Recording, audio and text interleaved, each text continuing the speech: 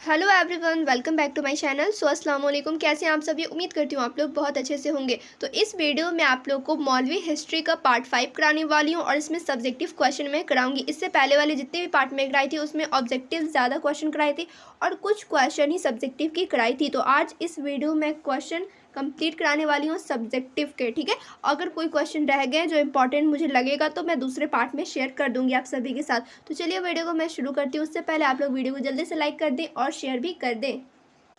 तो यहाँ पे आप सभी देखिए मुख्तसर सवालात मा जवाबात, शॉर्ट टाइप क्वेश्चन। ऐसा नहीं है कि सिर्फ आप सभी को शॉर्ट टाइप क्वेश्चन कराया जाएगा, लॉन्ग टाइप क्वेश्चन भी कराया जाएगा। फिलहाल यहाँ पे शॉर्ट टाइप क्वेश्चन देखिए, इससे ज़्यादा सवाल पूछे जाते हैं और इंपॉर्टेंट क्वेश्चन सब है ये। हड़प्पा तहजीब के शहरों में ग़िज़ाई अशिया की फराहमी की एक फहरिस्त बनाइए और उन्हें फराहम कराने वालों के बारे में बताएं। तो ये था सबसे पहला क्वेश्चन शॉर्ट टाइप क्वेश्चन का। तो यहाँ पे जवाब देखिए किस टाइप से आप लोग को लिखना है, थोड़ा सा आप लोग बना के लिखिएगा। ऐसा नहीं कि सीधे लाइन बाई लाइन लिखते गए तो वहाँ पे कुछ समझ में नहीं आता है। थोड़ा सा क्लियर लिखिएगा, खिचड़ी नहीं बनाना है, थोड़ा सा अच्छे से सजा के लिखना है। क्लियर?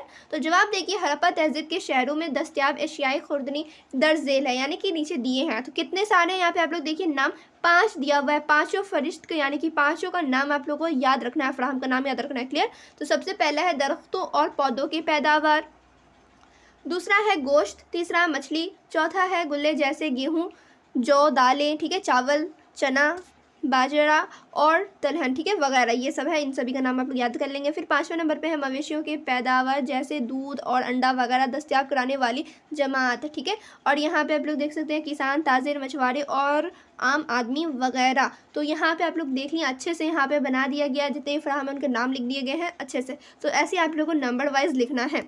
फिर देखिए नेक्स्ट क्वेश्चन यहाँ पे क्या कह रहा है, सवाल 2।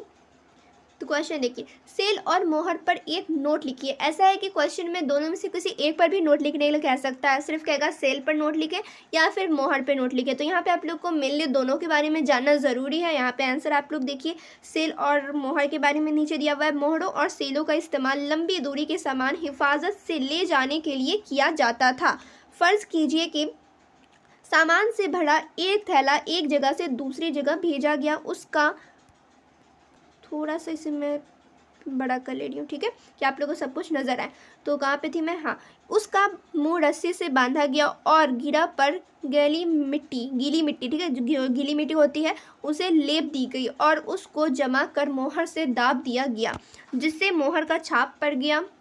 अगर उस थैले को मतलूबा जगह पहुंचने में सेल महफूज रहा तो समझना चाहिए कि सामान से छेड़छाड़ नहीं किया गया है। सेल मोहर से भेजने वाले की पहचान का भी पता चलता है, ठीक है। तो यहाँ पे आप लोगों को समझ में आ गया मोहर क्यों यूज़ किया जाता है, क्यों लगाया जाता है, कि उससे किसी सामान का पहचान हो सके कि हाँ ये सामान इस चीज़ का है या फिर इसके लिए यूज़ किया जाता है मोहर। फिर देखिए नेक्स्ट क्वेश्चन 3 यहाँ पे क्या कह रहा है, आसार कदीमा से आप क्या समझते हैं। तो यहाँ पे आप लोग को क्वेश्चन इस तरीके से भी रह सकता है, आसार कदीमा क्या होता है। क्लियर? तो यहाँ पे आप लोग देखिए इसका जवाब क्या है, आसार कदीमा क्या होता है। आसार कदीमा वह साइंस है जिसके तौसत से ज़मीन के पेट में छिपी हुई चीज़ों की खुदाई कर माजी के लोगों की तबियाती ज़िंदगी का इल्म हासिल किया जाता है। किसी भी ज़ात व तहजीब की तारीख को जानने में आसार कदीमा एक अहम व मातबर ज़रिया है। पूरे हड़प्पा तहजीब का इल्म आसार कदीमा पर ही मुबनी है। तो यहाँ पे आप लोगों को समझ में आ गया होगा आसार कदीमा क्या है और आप इससे क्या समझते हैं। फिर देखिए नेक्स्ट क्वेश्चन यहाँ पे क्या है, अशोक की ज़िंदगी पर कलंक की लड़ाई का क्या असर पड़ा। तो अशोक की ज़िंदगी पर कलंक की लड़ाई का क्या असर पड़ा, तो यहाँ पे देखिए 3-4 पॉइंट्स दिए हुए हैं और यहाँ पे आप लोग को तीनों चारों पॉइंट्स को याद कर लेना है। तो सबसे पहला पॉइंट है, कलंक की लड़ाई में बहुत ज़्यादा खून खराबा के बाद अशोक को शानदार फतह हासिल हुई, लेकिन उस गैर मामूली खून खराबा को देखकर अशोक का दिल कांप उठा और उसने मुस्तकबिल में अदम तशद्दुद की पॉलिसी पर अमल करने का पुख्ता इरादा कर लिया।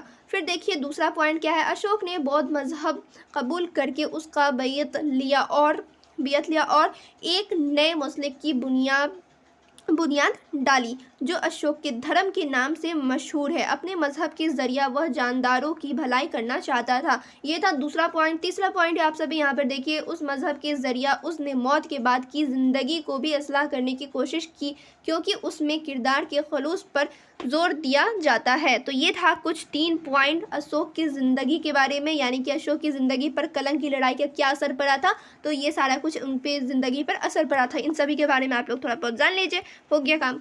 फिर देखिए नेक्स्ट क्वेश्चन यहाँ पे क्या है, तारीख नवीसी में खुतबात की क्या अहमियत है। क्या अहमियत है, तो यहाँ पे आप सभी देख सकते हैं, नीचे इसके आंसर्स दिए हुए हैं। किसी किसी को पढ़ने में परेशानी होती है, इसी वजह से मुझे पढ़ के आप लोग को समझाना पड़ रहा है। नहीं तो जिन्हें समझ में आ रहा है वो लोग खुद से भी यहाँ पे रीड कर सकते हैं, क्योंकि खुद से पढ़ा हुआ ज़्यादा देर तक याद रहता है और ज़्यादा समझ में भी आता है।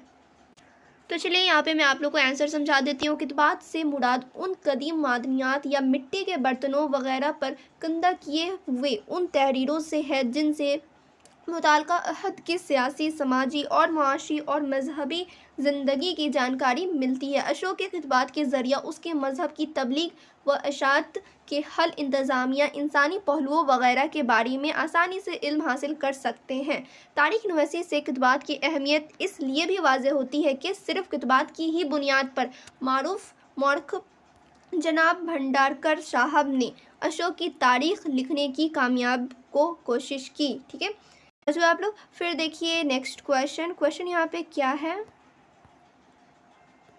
क्वेश्चन है जजिया क्या है, वाज़े करें। ठीक है, तो जजिया क्या होता है, इसे वाज़े करना है। ये आप लोग को खुद से पढ़ना होगा, ज़्यादा लॉन्ग नहीं, यहाँ पे आप लोग खुद से कोशिश करके पढ़ लेंगे।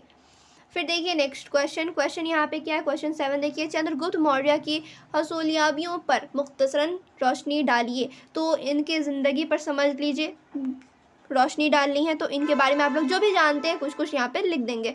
फिर यहाँ पे देखिए 1-2 क्वेश्चन और मैं यहाँ पे बता देती हूँ आप लोगों को। मौर्य हुकूमत व इंतज़ामिया की मुख्तसर जानकारी दीजिए। इनके बारे में आप लोग भी थोड़ा बहुत जान लीजिएगा, मौर्य हुकूमत के बारे में। फिर यहाँ पे आप लोग देखिए क्वेश्चन 9, कदीम हिंदुस्तान में नस्ली निज़ाम पर मुख्तसर रोशनी डालिए। तो यहाँ पे भी आप लोग को पढ़ने की ज़रूरत है। 2-3 क्वेश्चन आप लोग खुद से रीड डाल के और समझना है। क्वेश्चन यहाँ पे देखिए, कार्बन 14 उसूल से आप क्या समझते हैं। क्या समझते हैं, यहाँ पे सब कुछ दिया हुआ है, ज़्यादा लॉन्ग नहीं है। जो लॉन्ग थे वो सब मैं आप लोग को समझा दी हूँ। यहाँ पे आप लोग 10 क्वेश्चन तक आप लोग कर लीजिए, उसके आगे वाले क्वेश्चन मैं दूसरे पार्ट में कंप्लीट करा दूँगी। तो फिर मिलती हूँ दूसरे वीडियो में। जब तक आप लोग ये जितने भी क्वेश्चन मैं कराई हूँ, सारे क्वेश्चन आप लोग प्रैक्टिस कर लीजिए और रिवाइज कर लीजिए।